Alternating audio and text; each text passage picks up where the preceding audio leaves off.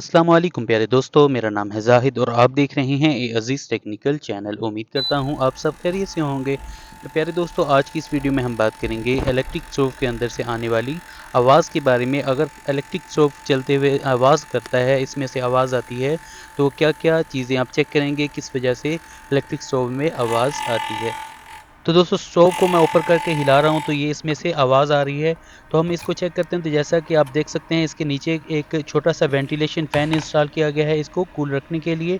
तो ये बॉडी के साथ टच होने की वजह से इसमें से साउंड आ रहा है। इसके अलावा इसमें क्या-क्या वजूहात हो सकती हैं, अगर इसका फ़ैन बिल्कुल ओके है उसके बावजूद इसमें से आवाज़ आती है तो उसको भी हम चेक करेंगे। इसको चेक करने के लिए हम इसको तो दोस्तों, स्टोव को उल्टा कर लेने के बाद इसके जितने भी स्क्रू हैं हम इसको ओपन करेंगे। ओपन कर लेने के बाद हम इसको चेक करते हैं इसमें क्या फ़ॉल्ट है।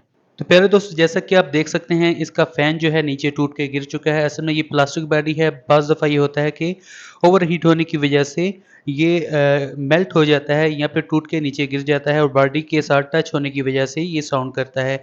अगर ये आपका फ़ैन बिल्कुल ओके है, उस सूरत में आप इसकी रिले चेक करेंगे। बाज़ दफ़ा ये होता है रिले की कॉइल वीक हो जाने की सूरत में इसमें रिले की आवाज़ आना शुरू हो जाती है। तो आप उसकी रिले रिप्लेस करेंगे तो आपका ये फ़ॉल्ट क्लियर हो जाएगा। इनमें सिर्फ़ 2 चीज़ें होती हैं जो कि साउंड करती हैं। एक, अगर फ़ैन बॉडी के साथ टच हो तब भी साउंड आएगा। उसके अलावा इसके अंदर रिले ख़राब हो जाए तो उस सूरत में रिले का साउंड भी आता है। तो दोस्तों, उम्मीद है आपको ये वीडियो ज़रूर पसंद आई होगी। अपनी कीमती राय का इज़हार कमेंट सेक्शन में ज़रूर किया करें। दुआ में ज़रूर याद रखा करें। और अभी तक आपने चैनल सब्सक्राइब नहीं किया तो काइंडली चैनल को सब्सक्राइब कर लें।